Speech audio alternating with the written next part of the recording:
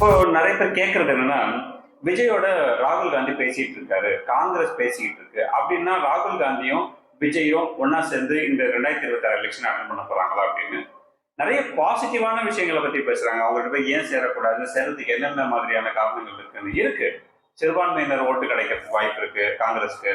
அடுத்தது இளைஞர்களோட ஓட்டு கிடைக்கிறதுக்கு வாய்ப்பு இருக்கு. ஆனா இது எல்லாமே இருந்தாலும் கூட காங்கிரஸ் இப்போதைக்கு விஜயோட சேருவாங்களா அப்படின்னு கேட்டா உண்மையிலேயே உள்ள இருக்கக்கூடிய விஷயம் என்ன தெரியுமா? இவங்க விஜயோட எவ்வளவு நெருக்கம் காட்டுறாங்களோ அந்த அளவுக்கு அவங்களோட சீட் கெப்பாசிட்டி, அதாவது அவங்களுக்கான பேரம் இருக்கு இல்லையா, அதோட கொஞ்சம் வலிமை கிடைக்கும்.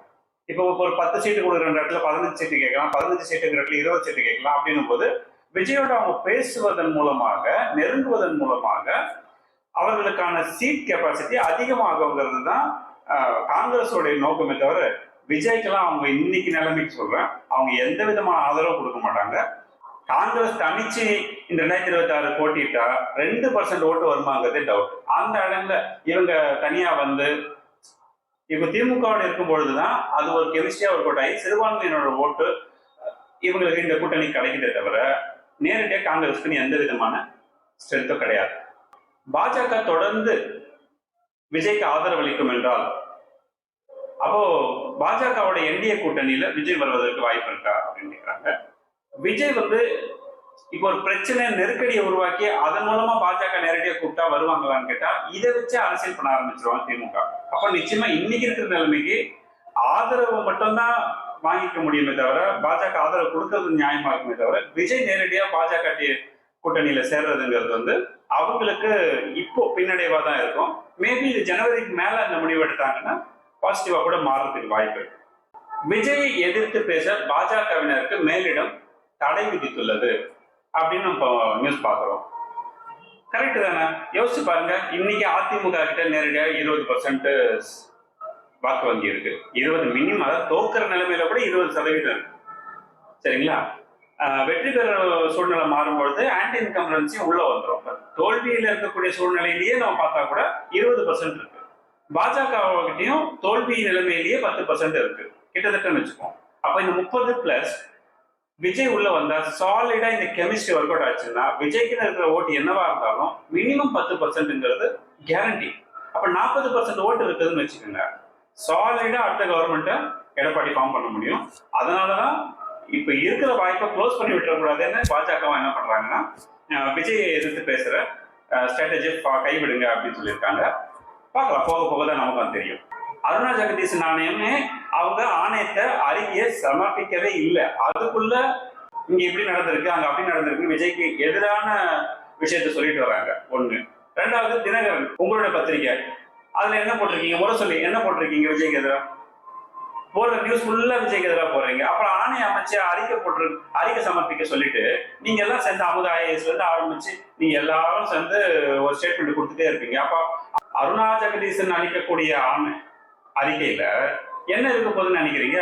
முதலமைச்சர் சொல்றது இருக்கும், துணை முதலமைச்சர் சொல்றது இருக்கும், திமுக அமைச்சர்கள் எல்லாம் சொல்றது இருக்கும், அமுதா IAS சொல்றது இருக்கும். அப்படிங்கிறது முன்கூட்டியே டிசைட் ஆயிடுது இல்ல. எல்லாத்துக்கும் காரணம் விஜய் தான்.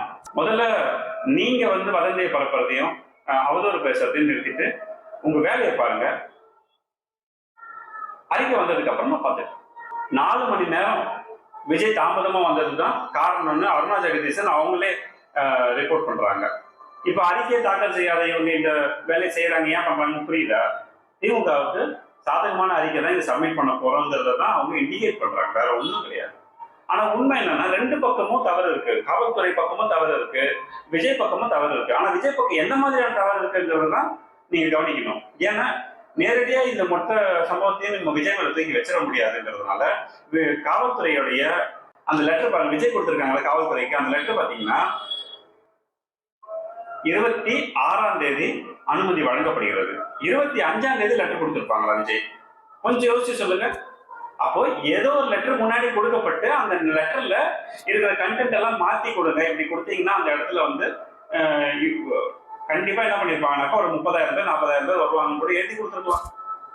ஆனா இவங்க என்ன பண்ணிருக்காங்கன்னா அது எல்லாத்தையும் மாத்தி கொடுங்க, அந்த மாதிரி கொடுத்தா எங்களால இங்க அனுமதி கொடுக்க முடியாதுன்னு இவங்க கேட்க காவல்துறையினர் என்ன பண்ணிருப்பாங்க 10,000 போட்டு 25ஆம் தேதி கொடுத்துருக்காங்க. லெட்டர் பாருங்க, 25 டேட் இருக்கு. அப்போ இவங்க போலீஸ் என்ன சொல்லிருப்பாங்க, உங்களுக்கு எவ்வளவு கூட்டம் வரும்னு எங்களுக்கு தெரியும், நாங்க அதுக்கேற்ற பாதுகாப்பு ஏற்பாடுகள் பண்ணிக்கிறோம், ஆனா நீங்க எழுதி கொடுக்கும் போது கம்மியா கொடுங்கன்னு போலீஸே இதெல்லாம் செய்வாங்க. இதெல்லாம் விளையாட்டு கிடையாது. நாங்களும் இப்ப 10 பேர் 20 பேர்னா ஓகேங்க, ஒரு நாள் முன்னாடி நம்ம பர்மிஷன் வாங்கினா போதும். ரூல் அதுதான், ஒரு நாள் முன்னாடி பர்மிஷன் வாங்கணும் அப்படிங்கிறது தான். ஆனா 26ஆம் தேதி பர்மிஷன் வருது, 25ஆம் தேதி லெட்டர் டேட் இருக்கிறதுல சந்தேகம் இருக்கு. இது ஏன் நீங்க கவனிக்க மாட்டேங்கிறீங்க? அப்ப 26ஆம் தேதி பர்மிஷன் வந்து 27ஆம் தேதி உங்களுக்கு பொதுக்கூட்டம் நடத்தணும்னா தாவேகா நிர்வாகிகளுக்கே போதுமான அவகாசம் இல்லையே. அப்ப போலீஸ்காரங்க என்ன பண்ணுவாங்க, ஃபீல்டு லெவல் போலீஸ்காரங்க திறமையா செயல்படுறாங்க, அதுல எந்த டவுட் இல்லை. அவங்களுக்கு தான் விஜய் பாராட்டு தெரிவிச்சாரு. மேல உட்காந்து ஆர்டர் போட்டு இருக்கானே அவனுக்கு கிடையாது. கீழ் லெவல்ல வேலை செய்யக்கூடிய எல்லா போலீஸ்காரங்களுக்கும் பொறுப்பு இருக்கு, நான் அதை ஒத்துக்கிறேன். ஆனா அவங்களுக்கு அவகாசம் கொடுத்தீங்களா? 27ஆம் தேதி பொதுக்கூட்டத்துக்கு 26ஆம் தேதி அனுமதி கொடுக்குறீங்களே, இது என்ன மாதிரியான கொடுமை? இவ்வளவுதாங்க. இந்த ஒரு நாள் போதாதுங்கிறது தான் அங்க இருந்த பெரிய பிரச்சனை. பொதுவா பாத்தீங்கன்னா பொதுக்கூட்டங்கள் நடத்துற இடங்கள்ல நிறைய கட்டை கட்டுவாங்க. ஒரு ஏன்னா ஒரு கிரௌட் வந்து ஒரு பக்கம் புஷ் ஆகும்போது அந்த கட்டையில பேலன்ஸ் ஆகும், மற்ற கிரௌட வந்து டிஸ்டர்ப் பண்ண மாட்டாங்க அப்படின்னு. அப்ப இந்த வேலையை இங்க எந்த அளவுக்கு செஞ்சிருக்கீங்களான்னு பாக்கணும். அப்ப அந்த இடத்துல குழி அவ்வளவு பெருசா இருந்தது, அதையும் நீங்க கவனிக்கல. அப்படி ஒரு பிரச்சனை இருக்குதா இல்லையானே முதல்ல உங்களுக்கு தெரியல. அப்ப இங்க விஜய் மேல இருக்கக்கூடிய குற்றம் என்ன தெரியுமா, தவறு என்ன தெரியுமா?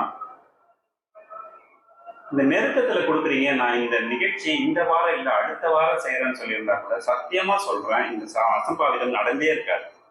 ஏன்னா அவங்களுக்கு அந்த இடத்த ஆய்வு செய்யறதுக்கு அவகாசம் கிடைச்சிருக்கும். சின்ன இடமா இருந்தாலும் சரிங்க, நல்லா பண்ணலாம், நீட்டா பண்ணலாம், அவனும் தப்பெல்லாம் கிடையாது. ஆனா இங்க இருக்கிற பிரச்சனை என்னன்னா, எனக்கு ஃபங்க்ஷனை முடிச்சா போதும்னு தாவேகா முடிவு பண்ணாங்க பாருங்க. அங்கதான் யோசிச்சு பாருங்க, நமக்கு எதிராக இருக்கிற ஒரு எதிர்கட்சி நம்ம கிட்ட ஏதாவது ஒரு தப்பு நடத்துறாதா, அதை வச்சு நம்ம ஒரு அரசியல் பண்ணிட மாட்டோமான்னு கங்கனை கட்டிட்டு சுத்திட்டு இருக்காங்க.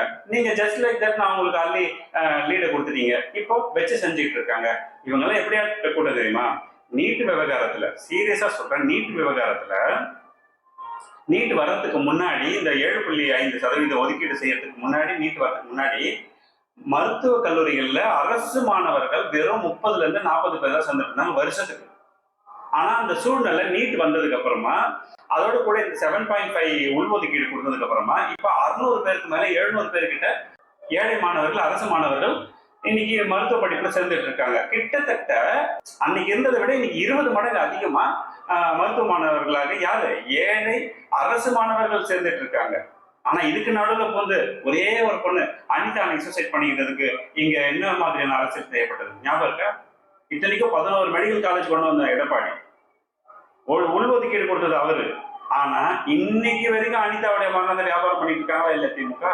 அப்போ 41 பேர் செத்தா இவங்களுக்கு எல்லாம் லட்டு மாதிரி, புரியுதுங்களா, லட்டு மாதிரி எடுத்து சாப்பிடுவாங்க அந்த மாதிரி கூட்டம். ஆனா அதுவே நம்ம எல்லாரும் சொல்றாங்க, நம்ம கள்ளக்குறிச்சியை பாத்தீங்களா, இந்த பாத்தீங்க, விக்கிரவாண்டியை பாத்தீங்களான்னு.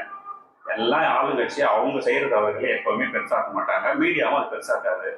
எதிர்கட்சிக்காரங்க செய்யும் போது அது பெருசாக்குவாங்க, இது இயல்புதான். ஆனா இல்லைன்னு சொல்ல, அதுக்கு வாய்ப்பு யார் கொடுத்தது? விஜய் ஒரு வாரம் அந்த நிகழ்ச்சியை தள்ளி போட்டிருக்கலாம்ல, போட்டிருக்கலாம். நியாயமா பார்த்தா கரூர்ல அந்த நிகழ்ச்சியே கிடையாது. அன்னைக்கு வேற மாவட்டத்துல திருவள்ளூர் நினைக்கிறேன், அந்த பகுதியில உங்களோட பிளான் இருந்தது. நீங்க முப்பெரும் விழா எடுத்தாங்க ஒரே காரணத்துக்காக உங்க பிளானை நீங்க மாத்துறீங்க. அப்ப நிர்வாகிகளுக்கு திடீர்னு பிளானை சேஞ்ச் பண்ணும் பொழுது எப்படி சமாளிப்பாங்க யோசிச்சு பாருங்க.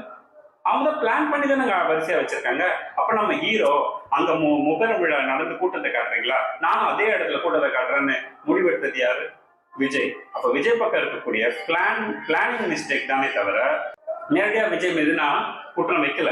ஏன்னா இது ஒரு அசம்பாவிதம் தான். ஆனா விஜய் நினைச்சிருந்தா இதை தடுத்திருக்கலாம். இப்ப கூட ஒண்ணு இல்லை, இதுல இருந்து நீங்க கத்துக்கங்க, வெளியே வாங்க, ஆரோக்கியமா ப்ரீ பிளான் பண்ணுங்க. ஹீரோயிசம்லாம் வேணாம். அரசியல்ல ஹீரோ ஆகணும்னா சினிமால வர மாதிரியான ஸ்டெண்டை ஃபாலோ பண்ணக்கூடாது. மக்களுக்கு தேவையான சரியான திட்டங்களையும் ஆளுங்கட்சிக்கு எதிரான சரியான கவுண்டர் ஆர்குமெண்ட்ஸையும் நீங்க வைக்கிறது மூலமா தான் இங்க ஹீரோ ஆக முடியும். அதை விட்டுட்டு அவன் கூட்டம் காட்டுறான், நானும் கூட்டம் காட்டுவேன்னு இன்னைக்கு நீங்க மாட்டிக்கிட்டு இருக்கீங்க.